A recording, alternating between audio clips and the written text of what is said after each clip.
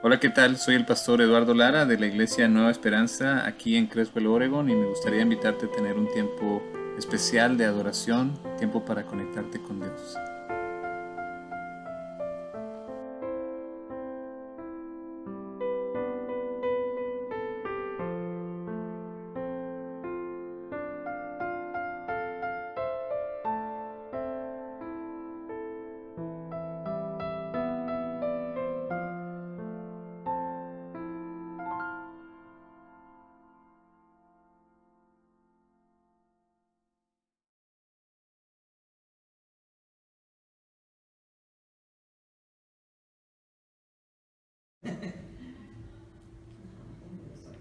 Correcciones en el camino.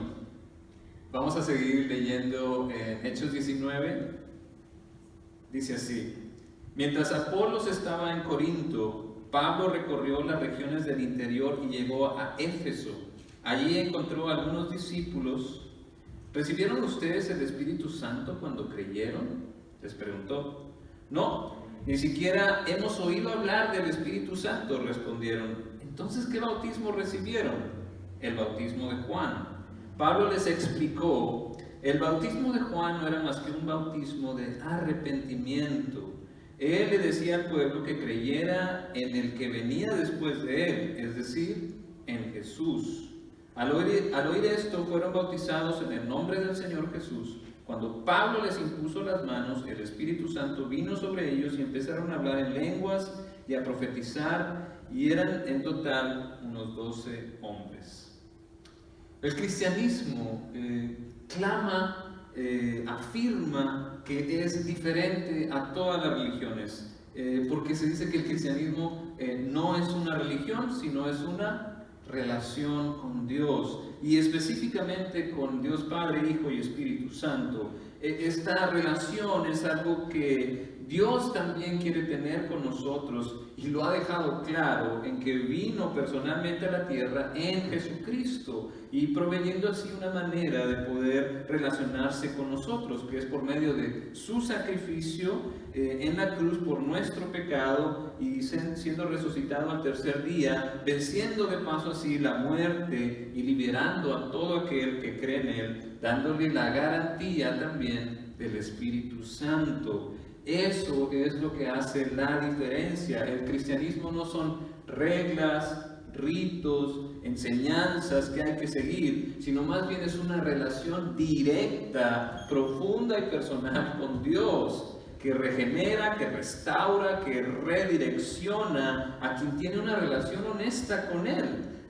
Y esa es una gran diferencia con cualquier otra religión. No es un ídolo hecho o inventado por el hombre, no es una fuerza, no es una idea, es alguien con quien uno se puede relacionar, alguien personal, alguien que existe y que puede responder, puede interactuar. Y por eso es indispensable el Espíritu Santo, y por eso digo que estas son correcciones en el camino. Pablo ayudó a corregir muchos errores de doctrina y de enseñanza en los inicios del cristianismo. Y en Hechos es un género literario que es una narrativa, es decir, son cosas que pasaron, que no siempre tenemos explicación cómo o por qué, es más bien descriptiva, describe, ¿no? Explica bien. Entonces, como los otros escritos en la Biblia, que son como las cartas de Pablo, de Juan o de Pedro, o las cartas universales, en donde hay una explicación más profunda de las cosas que están pasando en el Evangelio, o explicando el Evangelio. Por eso, a la hora de interpretar las Escrituras, tenemos que tomar en cuenta cómo vamos a interpretar las Escrituras. Si solo lo vamos a tomar así al primer valor que lo vemos, o sea, literalmente, o vamos a tomar en cuenta el género literario, el libro completo, el contexto, la Biblia entera, pero sobre todo dando la prioridad a las enseñanzas y a las palabras de Cristo, que es el Maestro, y la guía del Espíritu Santo, que son legítimamente los autores. Por eso Jesús dijo: oíste que fue dicho, pero yo les digo. Ellos tenían el derecho de autor de la verdadera interpretación de la Biblia. Y en este pasaje vemos una corrección a una enseñanza, ¿verdad? Porque dice la Escritura que Pablo, al llegar a Éfeso, se encontró con unos discípulos. Estos discípulos, ¿quiénes eran? ¿Discípulos de quién? Y bueno, yo lo que creo es que eran unos creyentes en Dios que tenían un conocimiento del Mesías, pero no completo del Evangelio. Les faltaba un poco de conocimiento de lo que es el Evangelio y sobre todo el Espíritu Santo, o sea, a Dios mismo en sus vidas, porque el Espíritu Santo es Dios. Y vuelvo a recalcar eso, o sea, que el cristianismo es una relación directa con Dios. ¿Cómo? No nada más porque nosotros podemos, sino a través de la fe en Cristo específicamente. No es una fe en cualquier otra cosa, sino solamente en Cristo, en su vida, muerte y resurrección. No es una fe en Dios en general, de este Diosito, o yo creo en Dios, pero ¿quién es el Dios en el que crees? ¿Uno que habla o uno que no habla? ¿Uno que ha dicho algo y sigue hablando? ¿O uno que solo está ahí pintado? ¿Quién es tu Dios? Y este Dios se ha manifestado plenamente en Cristo. Jesús dijo: quien me ha visto a mí, ha visto al Padre. Y no es una fe sin dirección, porque aún una fe sincera puede estar equivocada. Incluso, como dice aquí Pablo, ustedes tienen el bautismo, pero solo de arrepentimiento, como Juan el Bautista predicaba. Y esto era solo una preparación para lo que habría de venir. El bautismo de Juan no era más que un bautismo de arrepentimiento. Él decía al pueblo que creyera en el que después de él, en el que venía después de él, es decir, Jesús. Hay que creer en Jesús, eso es la diferencia. Y Jesús mismo lo dijo en el mismo libro de Hechos, dijo: Juan los bautizó a ustedes con agua, pero dentro de pocos días ustedes serán bautizados con el Espíritu Santo. No se trata de un simple arrepentimiento, de sentirse mal por haber pecado y ya será perdón, sino se trata de creer en Cristo. Eso hace la diferencia, porque si tú crees en el bautismo del arrepentimiento, ¿qué va a pasar al día siguiente? Vas a tener que volver a arrepentirte y todo eso, y es una y otra y otra y otra vez. ¿Cómo le haces con eso? Tienes que tener una fe en Cristo, creer en Cristo como tu Rey, como tu Señor, y rendirle tu vida a Él. No simplemente arrepentirte de tus malas acciones y de tus pecados. Necesitas a Cristo, que es el que ayuda a que Dios te perdone. Él es el que murió en la cruz por tus pecados. Él es el que te puede transformar. Creer que Él murió en la cruz en tu lugar, eso va a hacer que tengas no solo el perdón de Dios, sino que tengas al Espíritu de Dios, el Espíritu Santo. Como dijo Pedro en el capítulo 2, cuando pasó lo de Pentecostés, él citó al profeta Joel, dijo: en esos días derramaré mi espíritu aún sobre mis siervos y mis siervas, y profetizarán. Cuando oyeron esto, todos se sintieron profundamente conmovidos y le dijeron a Pedro y a los otros apóstoles: hermanos, ¿qué debemos de hacer? Arrepiéntanse y bautícense cada uno en el nombre de Jesucristo para el perdón de sus pecados, le contestó Pedro, y recibirán el don del Espíritu Santo. En efecto, la promesa es para ustedes, para sus hijos, para todos los extranjeros, es decir, para todos aquellos a quienes el Señor nuestro Dios quiera llamar. O sea, no se puede ser auténticamente cristiano sin tener al Espíritu Santo. Fue una de las primeras correcciones que Pablo hizo con estos discípulos. ¿Y ustedes dónde tienen al Espíritu Santo? No, pues ni siquiera hemos escuchado de Él. No se puede ser un discípulo de Cristo sin el Espíritu Santo. Y lo vimos desde el principio, porque cuando Jesús manda a los discípulos, dice: espérense a recibir poder de lo alto. No se vayan todavía hasta que reciban poder de lo alto. Y esta enseñanza la vemos, ahora que hemos estado estudiando Efesios, pues es una enseñanza que se explica más profundo en las cartas de Pablo. Pero estos discípulos, que eran discípulos de Juan el Bautista, tuvieron que ser rebautizados en el nombre de Cristo y al creer en el Evangelio que no conocían completamente, recibieron al Espíritu Santo, que se manifestó en esta ocasión por medio de la imposición de manos de Pablo. Y hay que aclarar que no siempre es igual. Incluso en el libro de Hechos no siempre pasa lo mismo. Es por eso digo que es más descriptivo, ¿verdad? No más que es algo que tiene que pasar siempre, sino más bien así pasó en esta vez. Como vimos la semana pasada, en diferentes partes del libro de Hechos hay diferentes manifestaciones del Espíritu Santo. No siempre son iguales, pero siempre son en la dirección de la voluntad de Dios. Todos los verdaderos creyentes tienen al Espíritu Santo y por lo menos, dice Pablo, tienen un don espiritual, ya sea el de hospitalidad, el de evangelismo, el de pastorado, el de enseñanza, conocimiento, exhortación, sanidad, y todos los que vimos la semana pasada eran unos 16. Y si usted no sabe cuál es el suyo, ya le dije que nada más me pregunte y yo le ayudo a saber, a discernir cuál es su don espiritual o sus dones espirituales. Pero regresamos a lo mismo.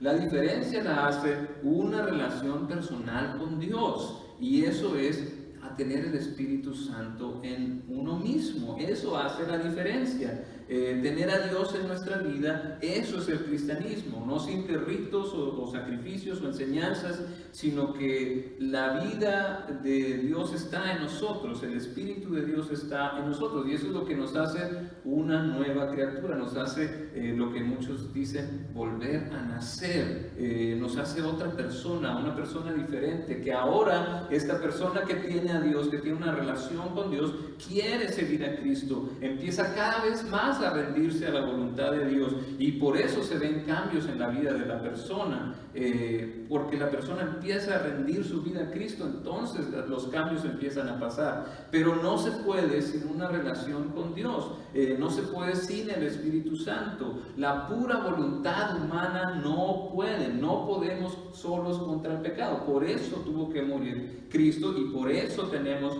al Espíritu Santo que nos regenera, nos hace nuevas criaturas. Necesitamos la voz de Dios por su Espíritu, necesitamos la guía de Dios, la enseñanza de Dios por medio de su Espíritu, y necesitamos el poder de Dios por medio de su Espíritu, y eso no se puede fingir. Por eso Pablo de volada se dio cuenta, algo anda mal aquí. ¿Dónde está el Espíritu de Dios aquí? En esta persona no lo veo. Y eso no se puede fingir, y por eso se da cuenta Pablo, y lo vemos más adelante en el mismo capítulo 19. Ahora vamos a entrar un poquito al contexto de Éfeso. Éfeso era una ciudad grande, poderosa, pero que también era muy supersticiosa. Éfeso era famoso por sus encantamientos, por sus magias, por sus escritos que garantizaban a una persona seguridad en el viaje. Llévate este encantamiento, llévate este poder en tus manos. Le ayudaba a que tuvieran hijos los que no podían tener hijos. Les daba éxito en el amor. ¿Qué tal? Éxito en los negocios por medio de estos escritos, esta magia. Fíjese lo que dice el libro. Dice: Pablo entró en la sinagoga y habló allí con toda valentía durante 3 meses. Discutía acerca del reino de Dios, tratando de convencerlos, pero algunos se negaron obstinadamente a creer, y ante la congregación hablaban mal del camino. Había una división. Así que Pablo se alejó de ellos y formó un grupo aparte con los discípulos, y a diario debatía en la escuela de Tirano. Esto continuó por espacio de 2 años, de modo que todos los judíos y los griegos que vivían en la provincia de Asia llegaron a escuchar la palabra del Señor. Y fíjense lo que pasó. Dios hacía milagros extraordinarios por medio de Pablo. O sea, son milagros que no son normales, que son únicos, que pasaron en este tiempo, a tal grado que los enfermos les llevaban pañuelos y delantales que había tocado el cuerpo de Pablo, y quedaban sanos de sus enfermedades, y los espíritus malignos salían de ellos. Pero fíjense lo que pasó. Algunos judíos que andaban expulsando espíritus malignos intentaron invocar sobre los endemoniados el nombre del Señor Jesús, y decían, fíjense cómo decían: En el nombre de Jesús, a quien Pablo predica, les ordeno que salgan. Esto lo hacían 7 hijos de una tal Esceva, que era uno de los jefes de los sacerdotes judíos. Un día el espíritu maligno les replicó: conozco a Jesús y sé quién es Pablo, pero ustedes, ¿quiénes son? Y abalanzándose sobre ellos, el hombre que tenía el espíritu maligno los dominó a todos, los maltrató con tanta violencia que huyeron de la casa desnudos y heridos. La llegada del cristianismo a Éfeso se quiso confundir con otra religión más, con otra magia más, con otro nombre poderoso más. Simplemente di las palabras mágicas en el nombre de Cristo y con eso tienes. Compra este amuletito, toma este pañuelo, haz estos ritos para que caiga rendidito a tus pies, para que te vaya bien en tu negocio, para que te sane tu enfermedad, para que se te vaya la mala suerte, que se vaya ese espíritu chocarrero. Así de simple. No requieres nada. A lo mejor nada más dinero, que era lo que quería la gente que vendía eso. Cualquier parecido con la brujería hoy en día, con el espiritismo, con el horóscopo, con el hechicero, con el charlatán que vende amuletos, pedazos de la cruz de Cristo, agua del río Jordán, la rosa blanca de la paz para la familia, el aceite de la unción, incluso usar el nombre de Jesús como una fórmula mágica, es mera coincidencia. ¿Por qué? ¿Por qué no funciona eso? Porque eso no implica ninguna relación con Dios, ni fe en Cristo, ni la transformación que trae el Espíritu Santo. ¿Por qué la gente no prefiere verdaderamente lo bueno? Pues porque no es fácil. La relación con Dios te confronta con tu pecado, con tu santidad, con tu obediencia, con la verdadera adoración. En cambio, la brujería te pide dinero. Un amuleto, un encantamiento, no requiere de ti un compromiso realmente, ni una relación con Dios. La cosa es que cuando te enfrentas al mal o a la vida y solo tienes estas armas, estas brujerías, estos amuletos, estos encantamientos y no una relación con el Dios verdadero, con el Espíritu Santo en tu vida, entonces te pueden dar una buena revolcada, como a los hijos de Esceva. El espíritu maligno le respondió: ¿tú qué? Imagino la cara de ellos. Huyeron a la casa desnudos y heridos. No se puede, no es lo mismo, no se puede fingir una relación verdadera con Dios. No se puede fingir la verdadera llenura del Espíritu Santo. Si el Espíritu de Dios está contigo, entonces eres conocido de Dios. No al revés. No que tú conozcas de Dios, sino que Dios te conoce a ti. Y vaya que eso es diferente. No es que tú conozcas a Dios, sino que Dios te conoce a ti personalmente, íntimamente. Que el Espíritu de Dios habite en ti no es lo mismo que yo creo en Dios. Esto es lo que pasó, hizo que muchos en ese tiempo tuvieran temor de Dios y un reconocimiento a Dios Todopoderoso. Dice: cuando se enteraron los judíos y los griegos que vivían en Éfeso, el temor se apoderó de ellos y el nombre del Señor Jesús era glorificado. Muchos que habían creído llegaban ahora y confesaban públicamente sus prácticas malvadas. Un buen número de los que practicaban la hechicería juntaron sus libros en un montón y los quemaron delante de todos. Cuando calcularon el precio de aquellos libros, resultó un total de 50,000 monedas de plata.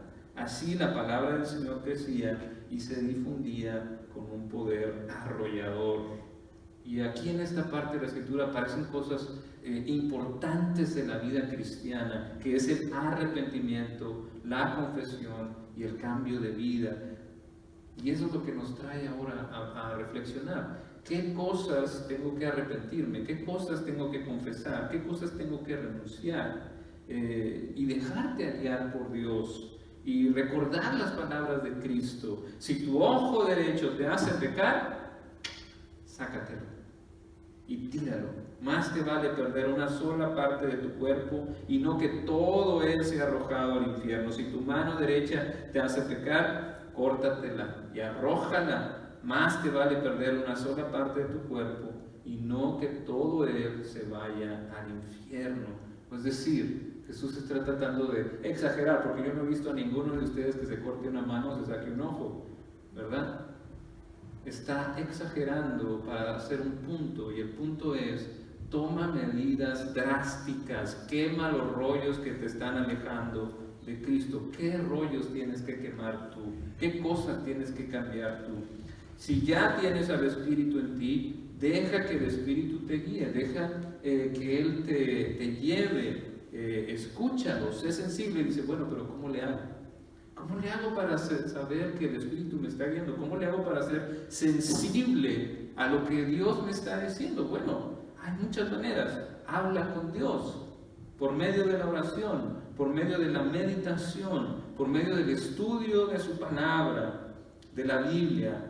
Adora a Dios, cántale, ayuna, participa en la iglesia, participa en el servicio a otros, sométete cada vez a las autoridades que hay dentro de tu vida y al profundo amor de Dios.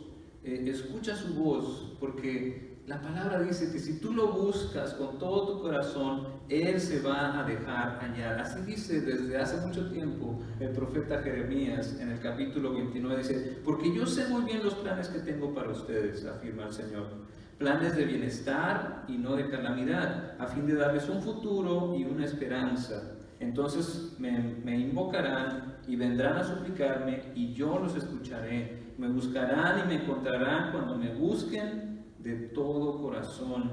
Me dejaré encontrar, afirma el Señor. Entonces, seamos sensibles al Espíritu de Dios. Si tú ya conoces al Espíritu de Dios y sabes que está en ti, y si no lo tienes, pues, ¿qué esperas? ¿Qué esperas para ser transformado? ¿Qué esperas para tener una verdadera relación con Dios? ¿Qué te lo impide? No esperes a que Dios te cambie sin fe. Primero tienes que tener fe en Cristo, arrepentirte de tus pecados, venir como eres y luego va a venir el cambio. Pero si tú esperas cambiar y dejar el pecado por tus propias fuerzas, buena suerte. Buena suerte, porque no lo vas a lograr. Necesitas a alguien que sí ha vencido el pecado y ese es Jesús. Y si tú lo haces tu Señor, Él va a venir a tu corazón y el Espíritu va a sellar tu corazón también. Vas a ser su hijo, su hija para toda la eternidad. Dios siempre te va a esperar con los brazos abiertos, pero necesitas tener fe en Cristo y necesitas al Espíritu Santo para poder ser transformado. Entonces, pues seamos sensibles al Espíritu Santo si ya lo tenemos, y si no lo tenemos, entonces creamos en Cristo para recibirlo. Amén. Amén. Amén. Quiero compartirles este canto.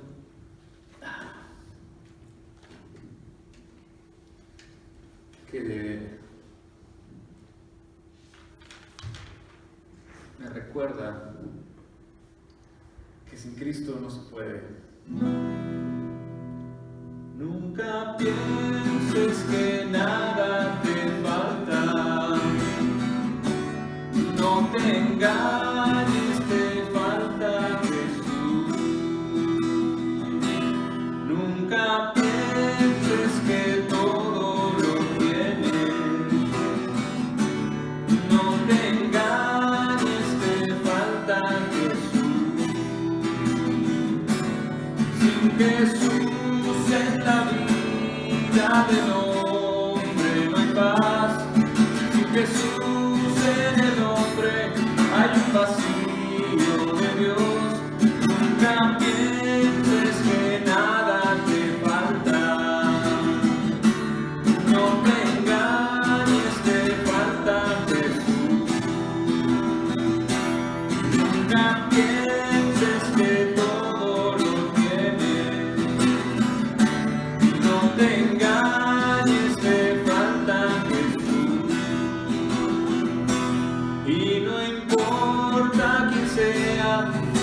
papá o tu mamá, y no importa si eres religioso o no, nunca pienses que nada te falta.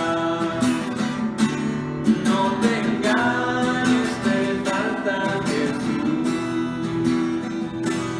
Nunca pienses que todo lo tienes. No te engañes, te falta Jesús. Amén.